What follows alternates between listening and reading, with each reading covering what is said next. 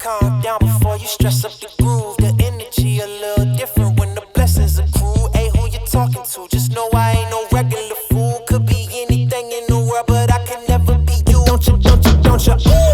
I ain't surprised at all. Seen them rise and fall. Went up the mountain, it wasn't hard to climb at all. At the top, I found some relief. I finally got some peace. Carry on, but please don't mess up the mood.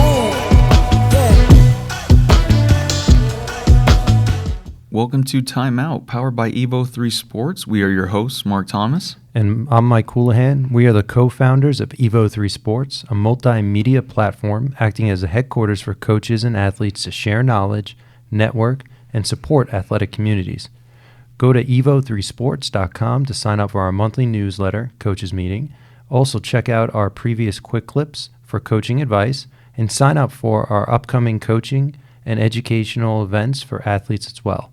Follow us at Evo 3 Sports on Instagram and Facebook. Evo 3 Sports, built for change. All right, so let's get into our first segment, warm up. So in this segment, we discuss current events that pertain to the coaching world. So Mike, what's the warm up today?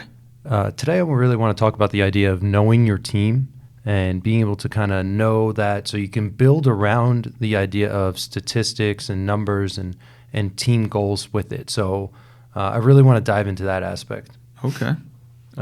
So for me, the number one thing I want to kind of dive into first is the idea of building depth charts, right? All right, yeah. Right, depth charting your team. And I really look at this in terms of creating strengths and weaknesses based off of it and knowing them inside and out. So what I really feel like it's important is the idea of knowing in terms of like your main structures, right? You got hitting, passing, blocking, defense, setting, right? Really depth charting them out so you can kind of create any options. Is there anything that you really kind of dive into first? In that aspect, I think that, going down that path, I certainly try to find out what it is that we either do well or not so well. So that way, when it comes to goal setting, whether it's for a drill, maybe it's for statistical goals, like you were saying, that way I can just set realistic outcomes or goals for the drills that we're doing. So hypothetically, maybe I have a stronger attacking program. So maybe the statistical goals for attacking might be on maybe the higher side in comparison to maybe our pass ratings. Maybe our pass ratings aren't so great. Obviously, that'd be a terrible example for the two of them together because that would be really challenging to do. But just for example's sake, if you're struggling in passing, then maybe you're not going to be shooting for that 2.25 or like a 2.1 or something like that out of a 3-point passing scale. Maybe we're just trying to get a 2.0 today. Maybe it's a 1.9 just for confidence sake. But by knowing the strengths of your program, it just really does help to have more realistic goals in mind, especially if there is a goal that they have to accomplish in order to get out of the drill. Yeah. So I think we talked about in our last podcast is the idea of balance sheets, right? Yeah. You can do them individually per point, per set, right? But it's the same concept.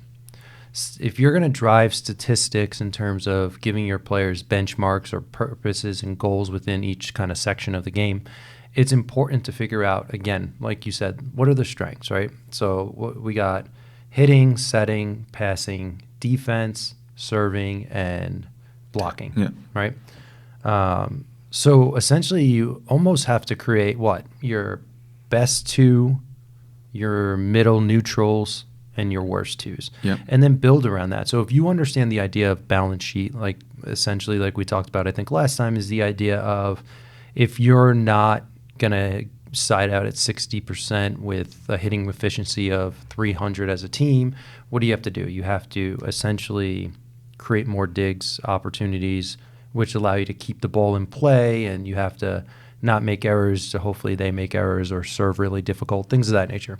So by really depth charting it out, you're going to figure out what your positives, your neutrals, and your negatives are, and then build around those, understanding how you need to balance them out so that essentially you can come out with wins and be able to have players achieve the goals and win. I think that's a really big part. When you're looking at a lot of this stuff, if you mismanage it, you can essentially mismanage one area that they're going to hit everything else, but if you don't win, then the statistics mean nothing. Right. Yeah. And I like the concept of balancing out certain aspects of the game because it provides another opportunity for your team to still be successful. Yeah. Right. If, we're talking about goals in all 6 aspects of the game, if we are struggling in one, but we are crushing it In another or maybe another 2, we're going to be in a good place. When you talked about attacking, for example, maybe attacking's bad, but either if our dig percentage is good and we're keeping the ball in the air, maybe our serving efficiency is really high and we're keeping them out of system. Yeah. There's certainly different ways that you can still be successful, and I actually think that it helps with developing confidence in your athletes, though, as well. Mm-hmm. Because then if they know that they can rely on, okay, well, it's okay for me to, maybe not be so great in this one aspect today if I'm making up for it in one to, however many other aspects of the game that you're doing really well in. I think that, especially those who maybe are one-dimensional players really struggle when that one dimension fails. And that's just a matter of time. Volleyball is a game of errors. It's going to naturally happen. And so another reason why I've always said, know your team and why it's so important is just so that way what makes them confident and what can break their spirits a little bit, and you can maneuver around that to create more realistic either goals or outcomes for your program so that way they do feel more confident in the experience. So I think, too, on top of it, make sure that you don't isolate yourself within your own statistics. Also open your team up to the other team's statistics, right? Yeah. Most things kind of counterbalance in terms of, for instance, serving and passing. Serving and passing is a nice one to chart because not only are you charting yourself, you're essentially charting the other team as well in terms of the opposite. So, but look at the other things. Like, yeah, you might have a low hitting percentage, but what's your other team's hitting percentage as long as you're on top, right? Yeah. Get on top. And that's the biggest part. The other part is to track statistics in key moments, right? Okay. If you have different strategies at different parts of the game, it might end up giving you kind of false numbers. So like if you're just keeping balls in play and setting up stuff early on in the match and you're grinding out wins and points, and then towards the end of the match, you might have higher hitting percentages because you're making those, that final third score points type of changes, right? That only was allowed because of the early one. So there's a lot of levels to it. Definitely. I think in the end, as a coach, you really need to evaluate, like we said, the team, and then be able to create statistics around it in a way that provides success to your players, right? Show them why they are winning, show them why they are losing, and make sure, though, they're used in a way not to tear down a team, but to build them. Exactly. I think that's big. No, definitely. I wholeheartedly agree with that. I think that's a good way to actually end the segment is, you should be looking at goals for success, right? Never to either attack the program or attack individuals for saying, hey, you're not doing your job. Exactly. I really think that that's part of the reason why I think some athletes don't look at their stats sometimes, is if they have had that experience where they feel like, oh my gosh, I didn't, hit well. All of a sudden, they don't look at their stats at all, but there could be some really other positives in their stat line if they put the attacking aside. But you as a coach have to establish that mentality within the program. And I think just to add on before we kind of shift on, is the idea as a coach, if you have intangibles that these players are hitting that doesn't show up on a stat sheet, you need to chart them and show them the intangibles, whether it be in video, whether you're just kind of marking them in your book, whatever it is on the sideline. You got to make sure that those intangible things that are not statted, right? Swings that led to, they got dug, they got second kind of contact on them, so they don't count as a kill, but it led to a really poor decision on the other team, or they're really out of system or whatnot. You need to keep those things in play so your players can realize they're having impacts, potentially not statistically, but you're having impacts on the main thing why you play volleyball, to get points. Exactly. Yeah. Essentially, you are tracking not only the execution, but you're also tracking The result. the strategy behind it. Yeah. Right. You really are kind of diving into why did we earn this point. It's not just because of what happened last. It's actually maybe what happened, the rally prior, something like that. So yeah, definitely. We want to reach as many people as possible and expand the Evo 3 community. Please like and subscribe to Timeout wherever you're watching or listening to this podcast. Leave a 5-star review, take a photo, and if you tag at Evo 3 Sports on Instagram or Facebook with the photo as proof, we'll send you an Evo 3 decal. If you're a coach or club director that wants to add a team handbook for coaches and athletes in their program, check out Evo 3's new team handbooks.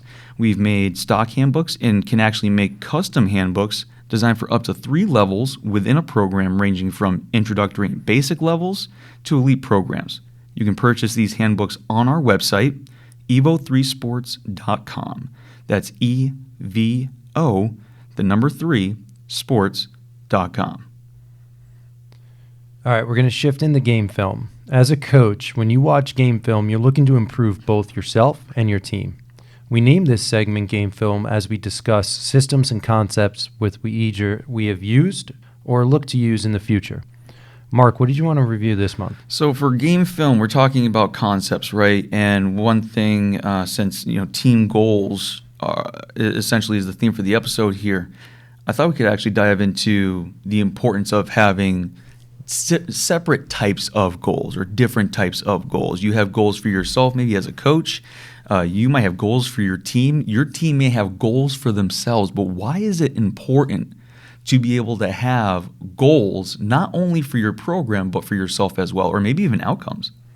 So I think one of the main things is the idea that by setting these little tick marks throughout the year, you want to make sure growth is happening. Yeah. Right?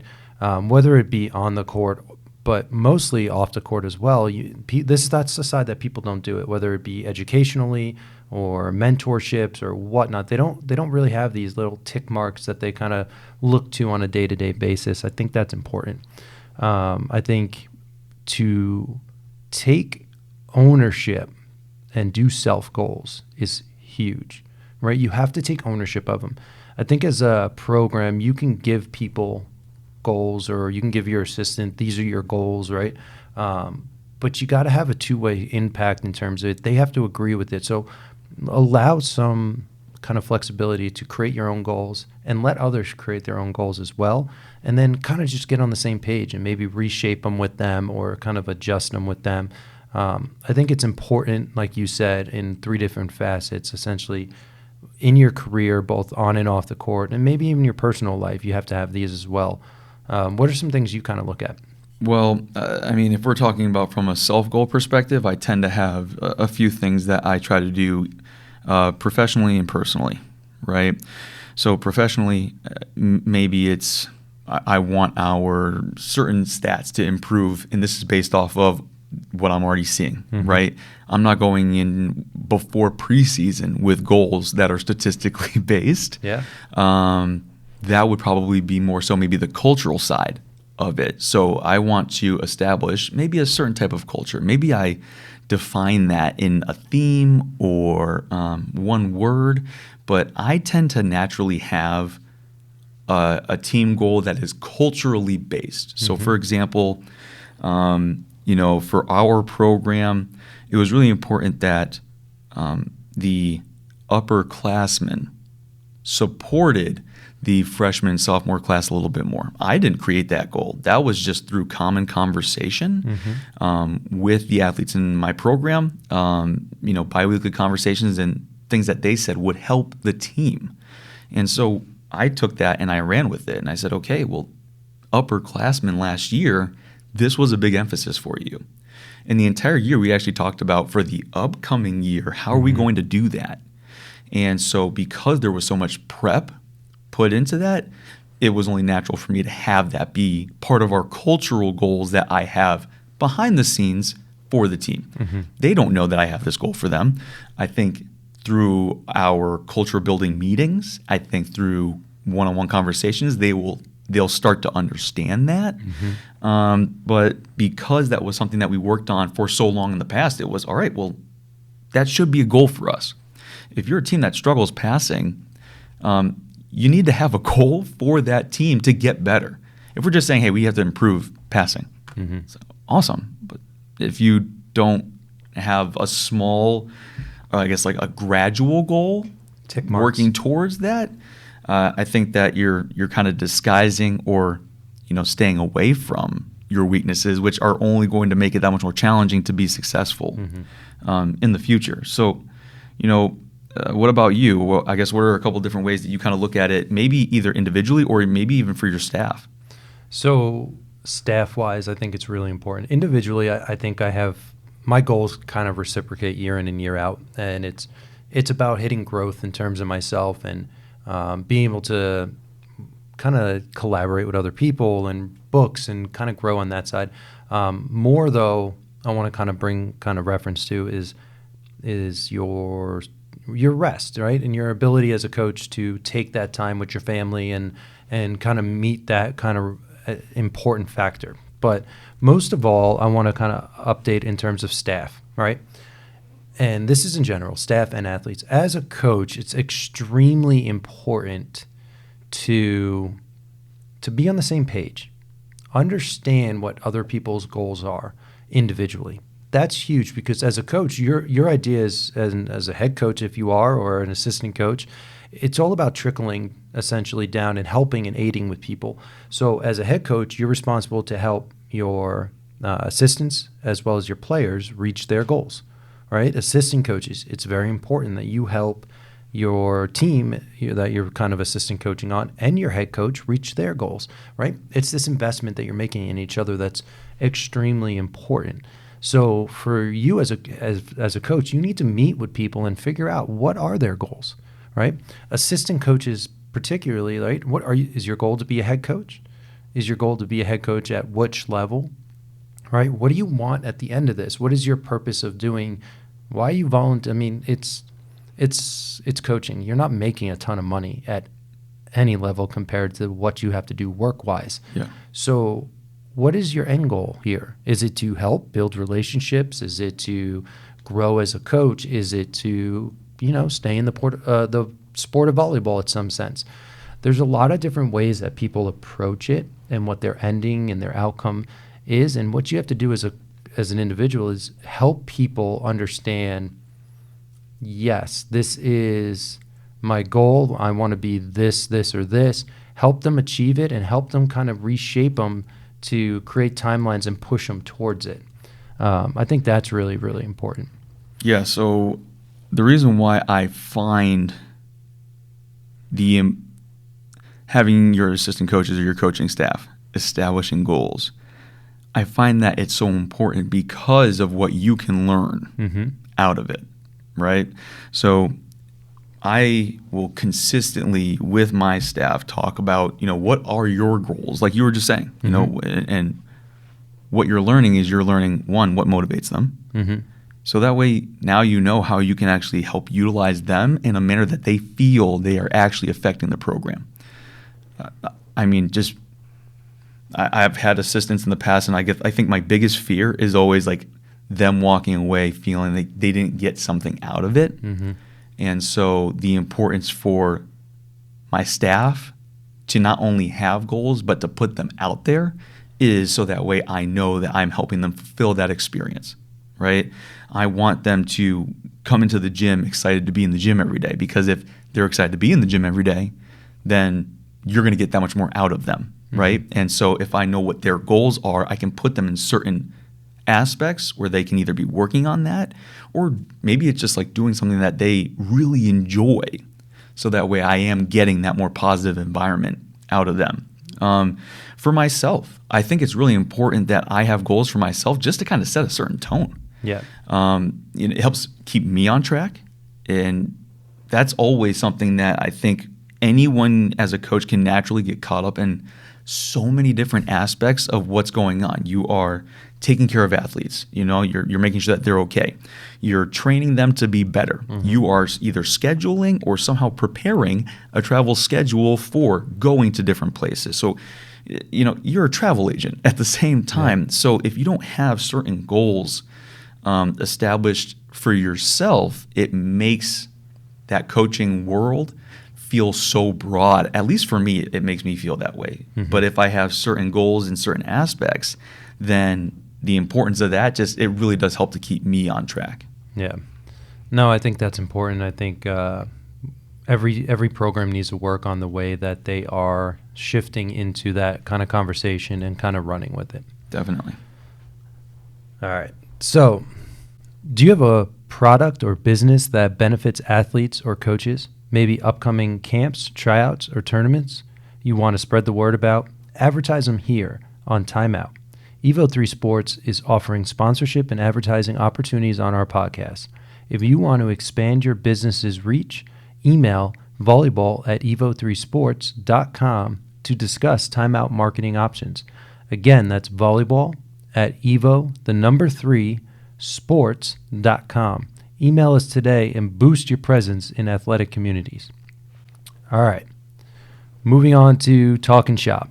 All right. So with Talking Shop, this is our guest interview or a live discussion segment, just depending upon the podcast and the topic. And as we've been talking about throughout this podcast, team goals. We talked about, already essentially why it is important to have those goals. But for you, Mike, I am curious. Essentially, we talk about goals a lot, and we actually look at them pretty differently. We do. And so for myself, I talk about goals often, right? But for you, it's actually this concept of outcomes for yourself and your program. So I would love for you to kind of dive into that a little bit and take us through that. So, yeah, we dive into it a little bit different than most teams. I'm a huge believer in terms of the outcome that you're seeking is based off of the community in which you enter, right? So I talk about it with our players all the time, especially when we're talking to players that want to come in. The idea is that, right, sports teams, you're in a community based off of volleyball.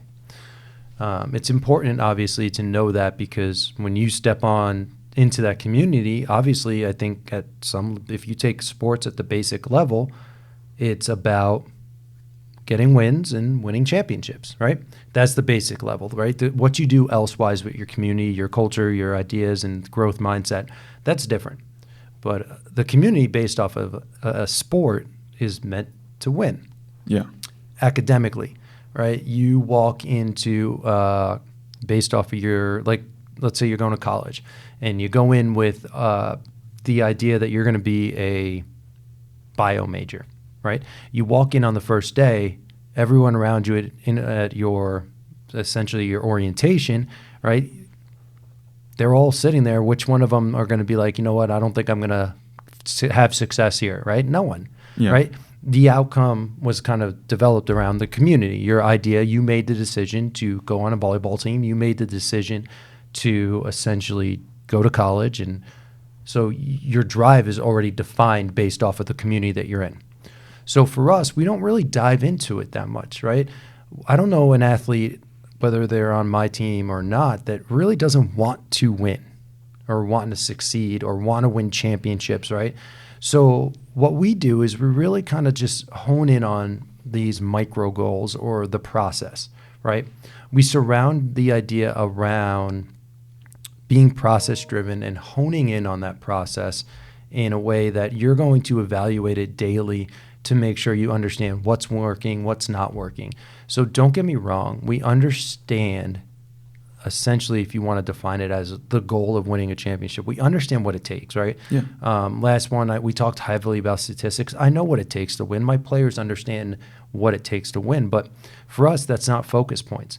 So I really get hesitant in the idea of setting a long-term goal, because between now and then, there's so many uncontrollables, right? You're going to have very small amount of I mean, you're going to have no control over yesterday, and you have very little control over tomorrow because you don't know. I mean, COVID proved it, right? Things can stop, and you have no control. So what do you do if you lose sight of the ability to get the goal that you wanted, right? You got to continue having a process. And if you can step into tomorrow knowing, well, my goal was oriented based off of my community to essentially win a championship, but if there is no championship, you still got to grind. Or if someone gets hurt, or another team's just better, you can't control that. The things that you can control are your work ethic, your mindset, your emotions, right? These are controllable things where if you just focus on this day to day, you're going to have every day you're going to have multiple success and failure points that you can adapt on versus, all right, we just went through an entire season. Did we win the championship or not? All right, that's your 1 and 2 success points. Or you were midway through the season and we don't have enough wins to even make playoffs, so we can't make a championship. Now what? Right? So for us, we understand the overall outcome. It's just a matter of really kind of diving into those micro goals or the process that you're going to do on an everyday basis to keep getting better. Yeah, I mean, I definitely agree with the with your theory of just making sure that you're attacking things on a day-to-day basis, and it does provide that motivation to continue pushing forward even when times are tough. Mm-hmm. I struggle, and I've done a few examples where, you know, a lot of people say that they know what it takes to win, but they really struggle answering, well, then how do you accomplish this task, right? And so the reason why I use goals is, yes, to help us stay on track, but also it gives each person that personal motivation that they have to contribute something in order for the greater good to be a successful program overall, right? You know, one thing that I do with my goals, you know, not my goals, but even like the team's goals. Yeah. I won't create the team's goals. I haven't. I'm a big believer in, you know, I facilitate usually some sort of meeting or multiple meetings where we start to cultivate that. And the team will then tell me what their goals are for the year. Okay. They think that's it. They think, all right, awesome. We've established that. This is what we need to do. And I go, hey, that's awesome. You know, usually they come up with really good goals, right? But then I ask, okay, but how do you accomplish this one, right? If it is, we want to win a conference title, right? Okay, great. What does it take to win a conference title? They have to be able to answer those questions. And unfortunately, I just haven't experienced enough programs that could take a team goal and just know, yeah, okay, we know what it takes to do that. And I never would want to assume that an athlete has that capability, though, either. I mean, as athletes, we are always being told by coaches what to be doing. Yep. And so they kind of need that, like gain of focus again. Okay. And so by me being able to say, okay, awesome, you have a goal established. How are we going to accomplish that?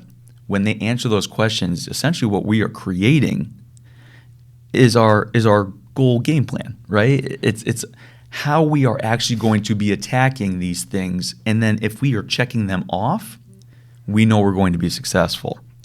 If we're not checking these boxes off for whatever reason, and I think this is where the biggest struggle is for some coaches, is, all right, your goal is to win a conference title, and now you can't. Okay. What do you do? And for me, it's always been, you have to be able to spin into the next goal. You have to. Because if you don't, then it's going to feel like an utter failure. And I also think that it's also how you preface accomplishing goals, though, too, right? We talk about the balance of, okay, well, maybe you're not doing so well attacking-wise, but we still accomplished the goal because you did B and C correctly. I approach goal setting the exact same way.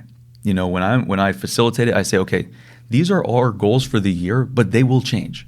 They're going to change. They might change weekly. right? You never know what it is that we're going to modify in order for us to maximize our season and maximize our potential.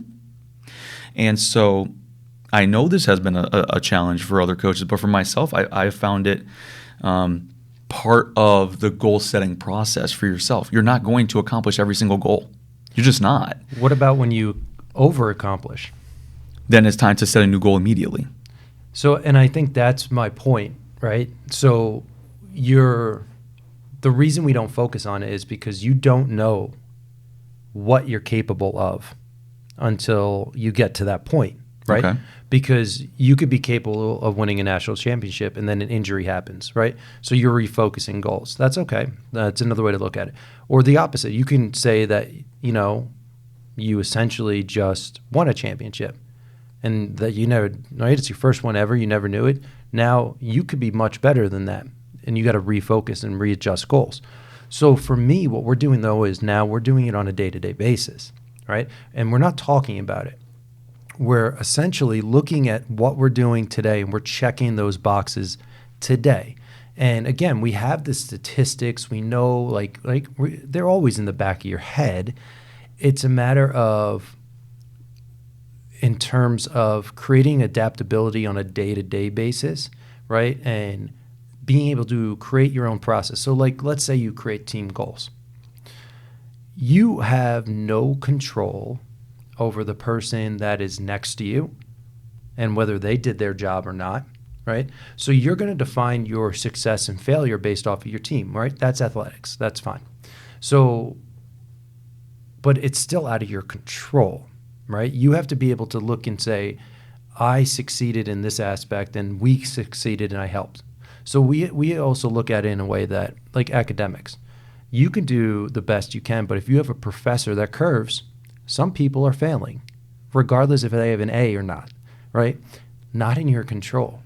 But if you can look back and say, you know what, I grinded at my process, and you can do it as a team and look back, you can do it as individuals, positional groups, but our thought process is we want to create these adaptability points and this idea of don't look too far, right? Because I feel like the big point is essentially you can win a championship and have losses along the way.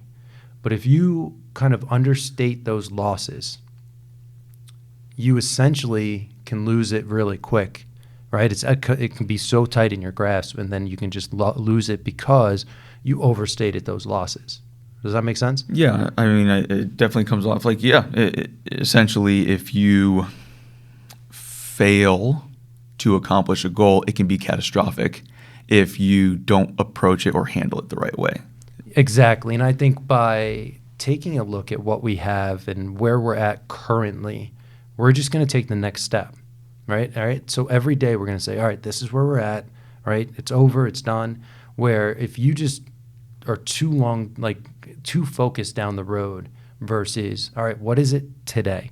So essentially it's that idea of you just lost your best player. We don't need to adapt, right? We've been doing it every day in practice, right? I think it's, in the end, it's the same concept. Yeah. It's a matter of your talking points throughout the year. And you, as a coach, wherever you end up on it, you have to stay just consistent with it, right?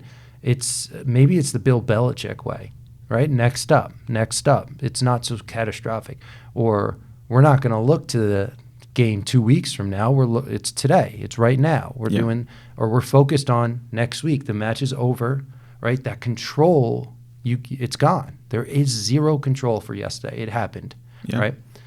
You have no idea what's going to happen tomorrow. None. The only thing that we focus on is, all right, we're here.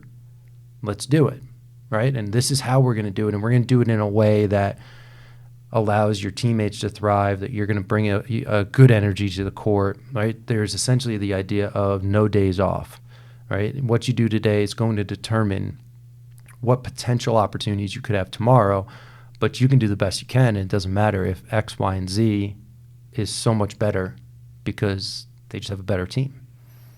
Yeah, I mean, I definitely see how you approach it, and obviously the ability to bounce back probably is a little bit faster with that mentality.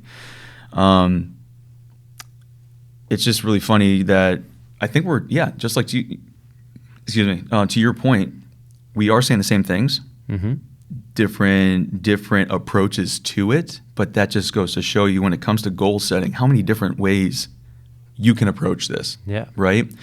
My way is not going to be perfect for someone else. No. Your way isn't going to be perfect maybe for someone else. But at the end of the day, I think this is a great conversation to have because it is establishing how different you can set goals for yourself. Now, what about those programs that maybe are not a championship caliber, right? And as a coach, we're trying to motivate our athletes to continue pushing through things, even if, we are not able to accomplish the goal of winning a title. How do you utilize your outcomes, I guess, in that manner, even if you know the end goal is not capable? So again, by not creating an end goal. Okay. Right? We're a community based on competing in athletics and getting better and focusing on our team, right? That's just volleyball, right? As a community, ideally, you want to compete and you want to practice hard, right? We have 4 very specific values to our team that are almost, and I've told them this too at some level, it's somewhat laughable, right? Our values are work ethic, connectiveness, character, and leadership, right? If you think about those 4, that's sports. Yeah. Right? They can carry. So by making it that basic, and that's what creates us as a community, being a volleyball player, right? Now your success and failure doesn't get defined based purely on the end, right? That goal. Because what do you do as a coach if you're like, a team may not have the ability, but they set their goal as champions, right? We're going to try to be, that's great. But why don't we just focus on this now, right? And those are those tick marks that I think you're alluding to. Yeah. I think for me, though, by creating success and failure points and allowing them to realize them every single day is, right? Did you check all your boxes for that day? Did you internally think into yourself? Did you work hard? Did you do what you have to do? Did you help a teammate? Did you help like so-and-so, right? Now you're going to internally say success, failure, success, like whatever it is. And then you're going to say, all right, you know what? If you want to, because that's the same mindset. If you think about it, if you want people to win championships, they got to be doing that and be like, did I do what I should be today?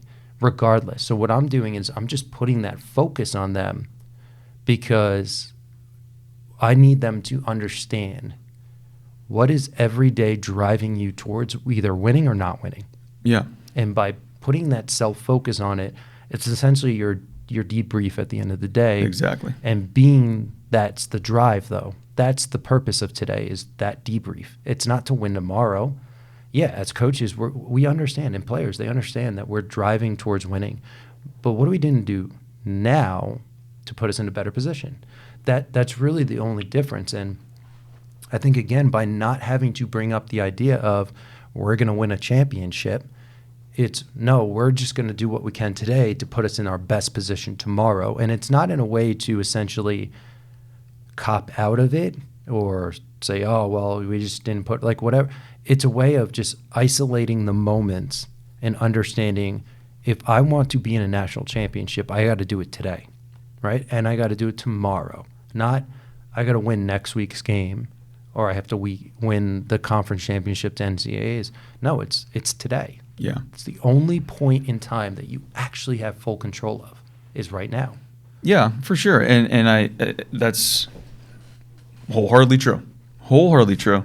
And I feel like I touch upon that just in a different way, right? So with mine, it would be if it is the goal, right? And we talk about the trickle down effect of what is it going to take to accomplish that. Yep.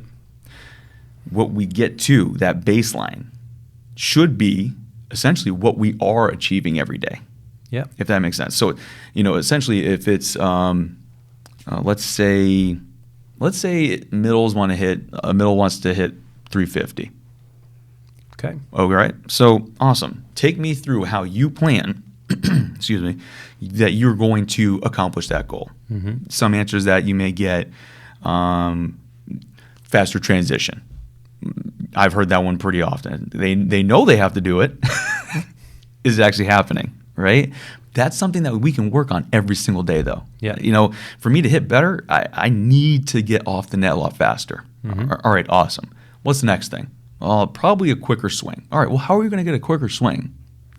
They have to be able to answer that as well. And if they can't, I have to be there with them to show them how they're going to do that, and then show them, hey, you have to accomplish this every day, though. This is muscle memory, as from a training component that we're developing. And so many coaches will say, oh, it takes 1,000 reps, right? But that was an efficient reps. Exactly. Now, 100%. And they have to be there in that moment to help them with that. Of course. But that's an everyday thing. In order to get to 1,000 efficient reps, you have to be probably doing this on a daily basis. So certainly a lot of different ways that you can approach it. But, one thing that I feel sets athletes up for failure are what you were talking about earlier, are those goals that either they set for themselves that are way too high, or the expectations that a coach has and they are unable or they are struggling to achieve. Either lower their expectations or make the adjustment in the goal. And that's where I see goal setting as a big detriment sometimes. And that's probably part of the reason why you look at more of an outcome perspective than you are from the goal perspective. And I think you're right, and that's a big part of it, because don't get me wrong, like I said, we know what it takes to win, we know what it takes to build, and we talk about it individualized things like, all right, if you want to become a 350 hitter, well, yes, this is what we need to do, right? So today we're going to do this. Built on whether they succeeded at it or failed at it, the next day is going to be different, right? We got to either keep doing that or we shift up, or then so it's really those in-betweens in terms of it. And I mean, the biggest part is the overall, right? It's the big stuff. It's the championship. That's the stuff that we can't talk about because we're not there yet, right? Prove that you're deserving to be at a championship in order to actually have that as an attainable goal. Exactly. And I think that's the big part for us is individually, yes, we're going to work with people. They have to have goals. They have to have outcomes and driven. But I think that stuff is based off of their decisions that they make internally, right? Did you come to a university to learn? I hope so, because that's what that's what you joined the community for. Yeah. Did you come to a volleyball team to win? I hope so. Did you create a friendship to be a good person? Or I hope it was so your decisions are essentially proving what you want your outcomes to be. So by focusing on the process, you can say, well, your decision today is not making you an All-American, right? Yeah. Or your decision today is going to get you to an All-American, but your work ethic isn't matching it, or right? So it's really that little concept of it, because again, we do talk about goals. We just don't talk about championships. We don't talk about graduating, right? We're going to talk about, all right, what's your classes, right? What do your classes look like? Let's get through this class, right? Let's get through this test, because again, they're all going to accumulate in the end. So if you take the pressure of all that stuff leading up tomorrow and make them focus on the pressure of today, then nothing can get slipped through the cracks, essentially, right? Don't say that, well, if I failed this test, I can still graduate. Well, yeah, you could. But what happens when you fail the next one because you didn't change? Yeah. You didn't adapt. You didn't grow. It's those little points that we want to more. I don't even know if it's just emphasis on it, right? Emphasize today. That's it. Because again, what you set long term means nothing unless you're achieving day to day. Do you tend to have athletes that, and probably not returners, of course, but maybe freshmen that struggle with that, with the outcomes of the program and just learning how to actually participate, or not participate, but contribute towards that instead of their own individual goals for themselves? Sometimes, yeah. I think one of the things, though, that we do is we dive into this heavily in our recruiting process. So I mean, because if you think about it, again, our 4 values, right, that creates a community, and the way we perceive everything is what creates our environment. Yeah. So we talk about it. That's our culture. If you think about it, all of that put together is essentially the culture of a team, right? It's how you build relationships within it, how your thought processes as a program needs to be in order to kind of succeed in the program, right? Yeah. You can't just be an outlier and succeed regardless. That's just not how communities work. Yeah, you can succeed, but if you want to succeed in a way that is working with your community, you got to do X, Y, and Z depending on your community. So it's a big part of our culture. So we dive into it pretty heavily, and I think at some rate it actually helps freshmen, I think, more because they're seeing it as, all right, well, coach doesn't care what happened just yesterday. He doesn't care. It's just, all right, we're going to do this. Today is this. And it does. It does take some time because a lot of people don't think of it that way. But I think in the end, we have to get them to adjust and change because to me, it's more than volleyball. It's your career. It's your family, right? Socially, like we talk about it in an idea of like, so we talk about the idea that obviously everyone normally says academics is number 1, volleyball is number 2, and we talk about the idea of no, people are number 1, volleyball is number 2, academics is purely number 3. So if we think in a way that we're focused on academics and graduating and so on and so forth and knowing you can't miss this test, then, well, how much are you going to invest into the people around you that may need you at that moment, right? It's the way we really talk about all aspects of our lives is this idea of do what you can today and make sure you know your values, you know the environment that you're living in and the order in which it, right? People, academics, volleyball, and then make your choices on a day-to-day basis based off of those things. Yeah. So, yeah, I think there are times that some people don't connect with it as much as they think they will. But I think, though, by providing them a new experience will allow our players to say, you know what, this doesn't work for me, or it does. But it's different enough that it's going to be a newer experience to people, which, again, provides them a different type of experience that will allow them to, whether either they take it on or not, at least saw a different side of it. Yeah, I think that it helps to, at least from the sounds of it, it sounds like it helps to keep athletes moving forward, right? Mm-hmm. The common theme I'm hearing from you is, don't worry about what happened yesterday. Mm-hmm. That's yesterday. They can be more focused on the moment. And I'm sure all of us as coaches have had, and even me as a player, Mm-hmm. If I had a bad match yesterday, more often than not, I was bringing that into practice the next day, either with a vengeance or it was something that happened that, like, maybe I felt like the loss was on me. Mm-hmm. And so it was really hard to get into, the rhythm of practice right away the next day, Mm-hmm. right? This concept can actually help, freshmen, sophomores, your younger group. Shorten reaction times. Yeah, they can actually just move on a little bit faster, and then hopefully that then transitions into actual like game time scenarios too. And that's what we talk about, actually. It's the idea. So we initiate that with one of our first environmental kind of pieces is invest in each other. And we do it heavily by figuring out what are reactions and then how long are the reactions. That's important. So like one really specific way in volleyball is, as a setter, do you know if someone makes a mistake hitting wise, can you set them again? And if not, how many points until you can set them? Yeah. Right? That's reaction times. And we do it in all areas, whether it be, did you get called out, held accountable, right? Do you figure out which ways, who can be held accountable and who can't be in certain ways? Like, do you have to do it in private? Do you have to do it out loud? Do you have, like, those type of things? Yeah. It is. It's about diving into your environment and figuring out reactions and what they look like, and getting people to be able to focus on shrinking that reaction, because emotions are real. Yeah. You're gonna have an emotional reaction to any scenario, right? That's what makes you human.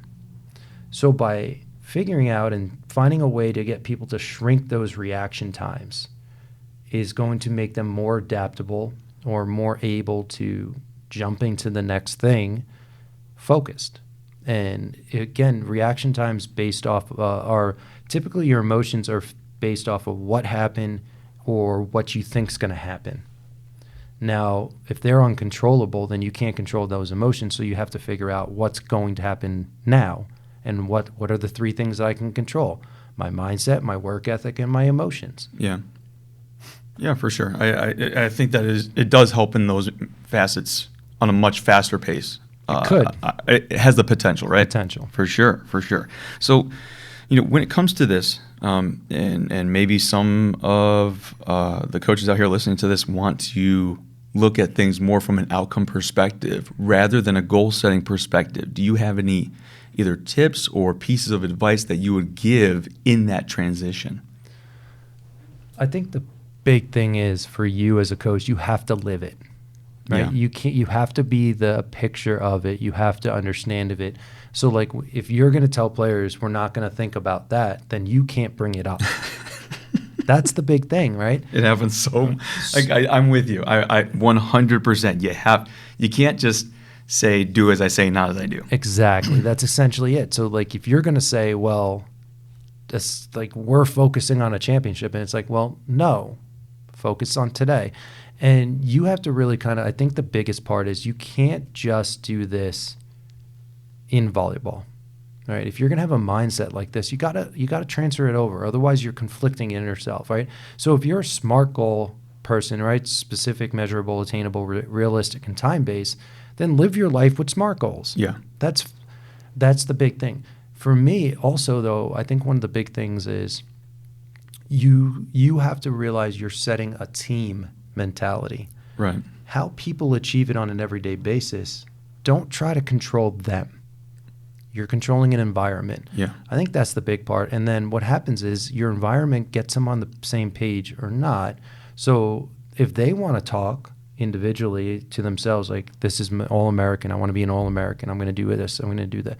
Every day, obviously, you're going to help them by just making them better, right?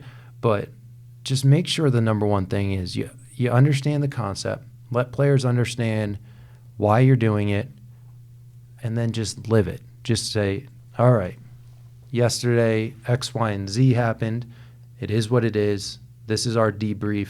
This is what we're going to do with that information. Now here we are. Control it. And then you continue going that way. And again, understand and let players know we understand why we're here. Yeah. You are excuse me, you are demonstrating the focus that you want them to have. Yeah. And as long as you're doing that and you're setting that tone, I wholeheartedly agree. I think that you have to live it, and you have to have or fulfill that mentality at all times in order to establish that in your program. And then my last piece is, I think my overall goal is to give them a lot more opportunities at success and failure points. So you have to let them know, and they have to know success, failure.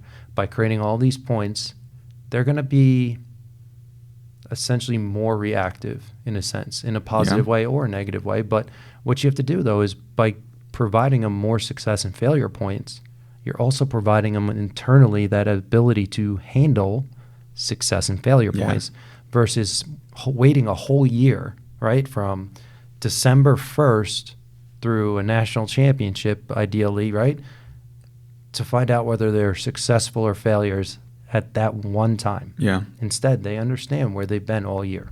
It's different, but I think it's something that just opens up a mindset that allows them to make the choice of how they want to think of things in their future. Absolutely. All right. If you want to evolve with us follow us at Evo3Sports on Instagram and Facebook, and be sure to check out our website, evo3sports.com. That's EVO, the number 3, sports.com. Evo3 Sports, built for change. I ain't surprised at all. Seen them rise and fall. Went up the mountain, it wasn't hard to climb at all. At the top, I found some relief. I finally got some peace. Carry on, but please.